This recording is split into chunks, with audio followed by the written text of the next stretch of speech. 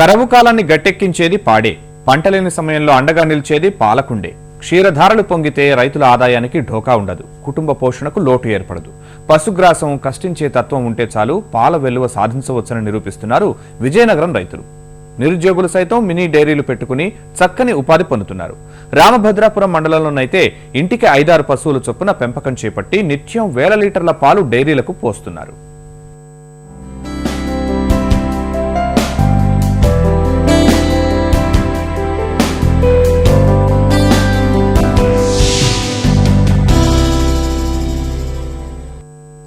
రాష్ట్రమంతా కరవుతో అల్లాడుతోంది. వర్షపు జల్లు లేక పంట ఎండి పచ్చదనం మాయమైంది. రైతును కష్టాల్లో ఆదుకునే పాడి చిక్కిపోయింది. అయితే విజయనగరం జిల్లా రామభద్రాపురం మండలం కర్షకులు మాత్రం కరవుకు అందనంత దూరంగా పశుపోషణ చేస్తున్నారు.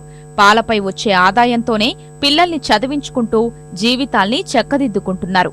గేదెల కంటే ఎక్కువగా ఆవుల్ని పెంచుతూ రైతులు పాడిని ఆదాయ వనరుగా మార్చుకున్నారు. ఈ ఆవులు 15 సంవత్సరాలు బట్టి సంపాదించాం. 15 సంవత్సరాలు బట్టి సంపాదించడం వల్ల ఆ ఆవులు కూడా అమ్మకం గట్రా జరుపుతుంటూ పాలు పోస్తున్నాం రోజుకు ఒక 50 లీటర్లు. దీనివల్ల ఒక 6 ఎకరాల భూమి కూడా కొన్నాం. పిల్లలు చదివించుకుంటూ ఇలాగ వ్యవసాయం మదుపులు మరమ్మతులు పెట్టుకుంటూ హ్యాపీగా ఉంది. పాడి మటు సెరిపి లేదు. ఇప్పుడు ఫస్ట్ లో మాకు 3 మూర్తులే, అక్కడి నుంచి 7 మూర్తులు డెవలప్మెంట్ చేసాం. మేము ఒక 15 సంవత్సరాల నుంచి ఈ పాడి మీద బతుకుతున్నాం. మా పిల్లల్ని దీనివల్ల ఎక్కువ చదివించుకుంటున్నాం. మా పాప బీటెక్ సెకండ్ ఇయర్ చేస్తుంది. మా బాబు 10th క్లాస్ చదువుతాడు. రోజుకి ఒక 30 లీటర్లు 25 లీటర్లు పోస్తాం. పాలవెల్లువకు ప్రసిద్ధిగా రామభద్రాపురం మండలం పేరుగాంచింది. ఈ మండలంలోని తోంపురం, నాడివలస, తారాపురం, మెట్టువలస, కొండకెంగువ, కొంపల్లి, పాతరేగ తదితర గ్రామాల్లో పాల ఉత్పత్తి అధికంగా ఉంది. సుమారు 7,000 కుటుంబాలు పశువులపైనే ఆధారపడి డైరీలకు పెద్ద మొత్తంలో పాలు పోస్తున్నారు. సగటున ఒక్కో రైతు 20 నుంచి 30 లీటర్లు విక్రయిస్తున్నారు. వెన్నె శాతాన్ని బట్టి ఆవు పాలకు 22 రూపాయలు పొందుతున్నారు.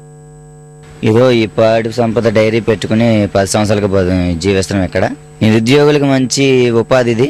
రోజుకి 80 లీటర్ల దాకా పాలు పోస్తాం. ఫస్ట్ మాకు 4 ఆవులు ఉండేవండి. ఆ ఆదాయం చూసి ఇంకొక 7 ఆవులు కొన్నాం. ఇప్పుడు ప్రస్తుతానికి 11 ఆవులు ఉన్నాయి. వీటికి మా పొలంలో ఒక ఎకరం భూమిలో పచ్చగడ్డి వేసాం. అవి కోసి వేస్తుంటే కొద్దిగా పాలు దిగుబడి బాగుంది. నాకు 4 ఆవులు ఉన్నాయి. ఆ పాడి బాగానే ఉంది. సంవత్సరం 3 బోనస్ ఇస్తాను. మా కుటుంబం బాగానే ఉంది. దీనివల్ల రోజుకి 20 లీటర్లు పాలు పోస్తాను. ఒక్క రామభద్రాపురం మండలంలోనే 50 మినీ డైరీలు నిత్యం వేల లీటర్ల పాలు సేకరిస్తున్నాయి. రైతులు విశాఖతో పాటు తిరుమల, హెరిటేజ్ వంటి డైరీలకు పాలు విక్రయిస్తున్నారు. విశాఖ డైరీ కింద ఏర్పాటైన సంఘాల సభ్యులకు వివిధ రకాల ప్రోత్సాహకాలు అందుతున్నాయి. ఒక 5 ఆవులు ఉన్నాయి. సొసైటీలో పాలు పోయడం వల్ల మాకు విశాఖ డైరీ వాళ్ళు చాలా బెనిఫిట్స్ చూపిస్తున్నారు. మాకు పాలు పోసిన దానికి అదనపు సంవత్సరం 3 సార్లు బోనస్లు ఇస్తున్నారు. బోనస్లు కాకుండా మా పిల్లల చదువులకు కూడా చాలా దీనికి కోఆపరేషన్ చేస్తున్నారండి. బ్యాంకులో లోన్లు ఇచ్చి తమిళనాడు నుంచి ఆవులు కూడా తెప్పించి మన ఊర్లో పాలు డెవలప్ చేస్తారు బాగానే. ఈ రామభద్రపురం ప్రతి 15 రోజులకి 1,40,000 రూపాయలు పేమెంట్ అవుతుంది. నెలకి 10,80,000 రూపాయలు పేమెంట్ అవుతుంది. దానివల్ల ప్రతి రైతుకి రోజుకి 2,200 లీటర్లు సేకరిస్తాను. ఇప్పుడు రామభద్రపురంలో ప్రతి ఇంటికి 2-3 ఆవులు కొనుక్కొని దానివల్ల పిల్లలకు సుదులు చదివించుకుని జీవనోపాధికి చాలా ఉపయోగించుకుంటారు. పాల ఉత్పత్తిదారులకు వడ్డీ లేని రుణాలు, బోనస్లు, పశువైద్య శిబిరాలు వంటి సంక్షేమ కార్యక్రమాలు నిర్వహిస్తున్నట్లు డైరీ అధికారులు చెబుతున్నారు. రైతు ప్రోత్సాహకాల వల్లే ఎక్కువగా పాలు సేకరిస్తున్నామంటున్నారు. ఈ సంస్థ సుఖీభావ కార్డు అని పెట్టారు. మీకు ఉదాహరణగా చెప్తాను. 5-6 రకాలుగా రైతు బెనిఫిట్ పొందుతాడు. ఏమిటంటే సంవత్సరానికి 30,000 రూపాయలు మెడికల్ గా డైరీ భరించుకుంటాడు. తర్వాత ఇన్సూరెన్స్ క్లెయిమ్ వస్తుంది. నెక్స్ట్ లోనింగ్ ఉందండి, వితౌట్ ఇంట్రెస్ట్ డైరీ నుంచి 25,000 రూపాయలు లోన్ ఇస్తాను. నెక్స్ట్ రైతు పిల్లలకి ఉద్యోగ సౌకర్యాన్ని కల్పిస్తాను.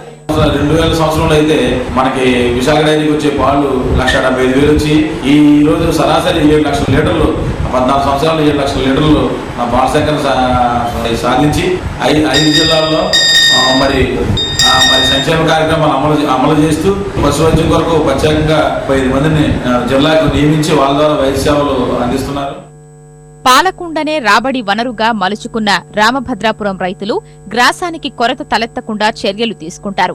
అందుబాటులోని నీటిని సమర్థంగా వినియోగించుకుంటూ కరవు కష్టాలు తమపై పడకుండా జీవనోపాధి పొందుతూ జీవాల సంఖ్యను సైతం రెట్టింపు చేస్తున్నారు.